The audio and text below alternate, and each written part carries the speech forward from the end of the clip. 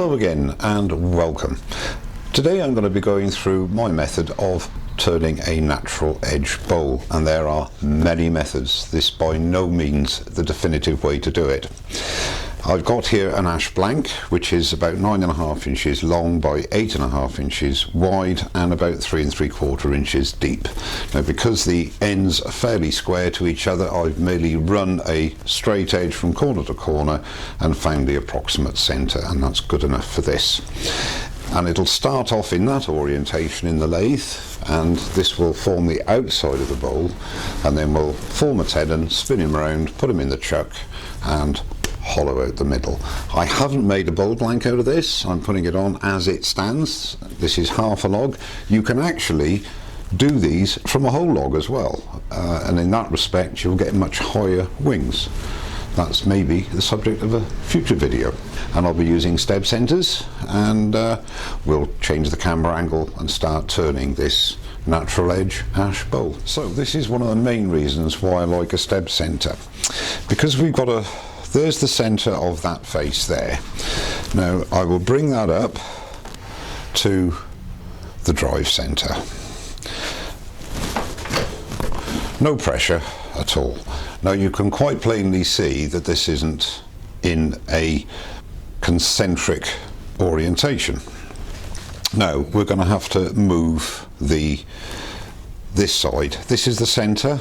We know that of this face. Now we want to get this bit balanced so that we get even edges.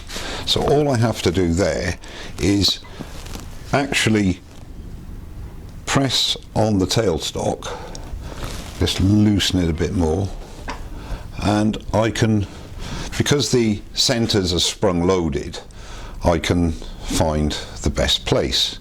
Now that still isn't square enough, so we want to bring it down a bit here. So again, bit of pressure, move the piece of wood between centers again, and that just needs to go a little bit more that way, I think. Now I'm not talking about balance here, but we're looking at how level, because remembering we're starting from this end up to here, so it's going to be coming like that. So we want these edges as much in the same plane as possible, slightly over there, so I need just to move it ever so slightly, and that is not too bad. I'll play with this now and come back in a minute. Okay, now I've got it virtually where I want it. All I have to do is to tighten up the tailstock.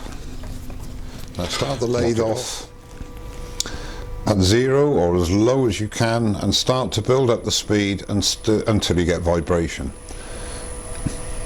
Now some people will go through the vibration to a higher speed.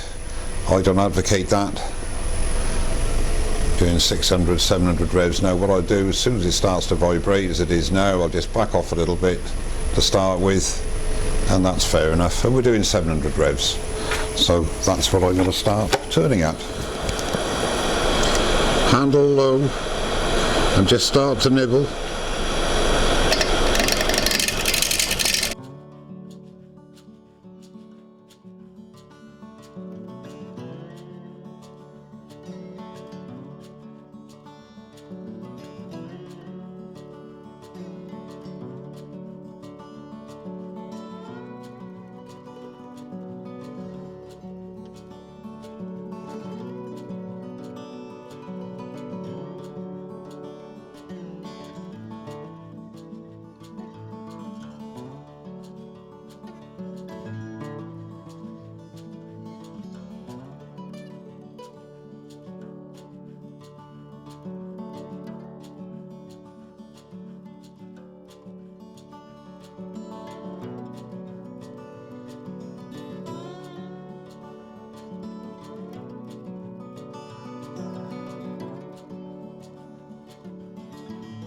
So I've got the shape on the outside virtually as I want it, just a bit of refining, and now what I'm going to do is a little bit of tear out here on the edge, because we're cutting air there, I'm going to come round with the handle really low, a bit of tear out there as well, and present the wing or the cutting edge at about 45 degrees to the spinning wood, and that'll give me a really good slicing cut. Because we're more balanced, I can turn the speed up a bit as well.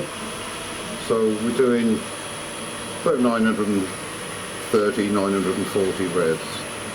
So present the tool with the handle really low and just rub the bevel on the wing and then just pick up that cut, and you can see the nice shavings we're getting.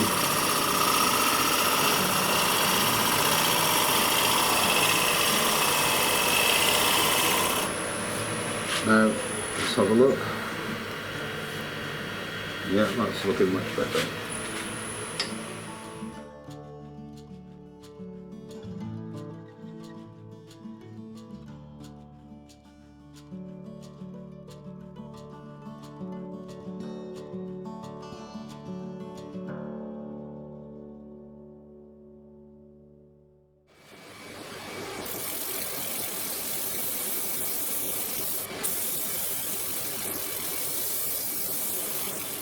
What I'm going to do now, because the grain is not that pronounced, I'm going to apply some of Hampshire Sheen's C Wax, which is a black embellishing paste wax. And what you do is you get a fine bristled brass brush and just lightly go over the grain in the direction of the grain, just to open up the grain a bit to accept the wax. And then with a paper towel, looks a bit like boot polish, and with a paper towel rub it well into the grain, so with the lathe stationary. But what it will do is highlight the grain areas, and then it should give a good effect. You buff it off. I'm turning it about 850. And when you're doing an operation like this, be very wary. You've got very sharp edges there. And I'm very pleased with how it's turned out. There are a few areas, like here for example, where it's accepted the C Wax a bit more readily because that was where the punky areas were.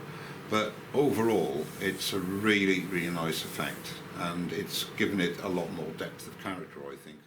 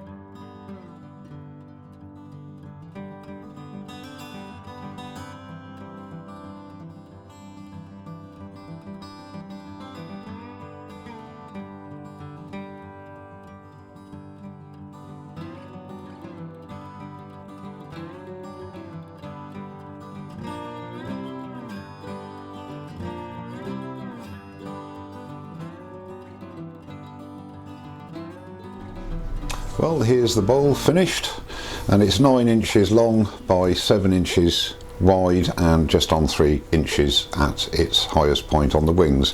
I'm quite pleased how it's turned out. I think the balance is pretty good. I'm very pleased with the finish. The C Wax, it gives it a really gives it a nice depth and highlights the grain. And what I've done with the base, I've left the base plain so that it shows the contrast before and after applying the C Wax. The reason I put some Danish oil on the edge of the bark, it just tones it down a bit and feeds it and just gives it a bit of a deeper look. But as far as the bark is concerned, I haven't added any CA to it or anything, because I'm pretty sure, I've worked with olive ash over the years, and this is going to stay on, I guarantee it, he says. Well, that's it basically. I'll put some stills up at the end. Thank you very much indeed for watching. Don't forget to subscribe, and I'll see you very soon. Cheers now.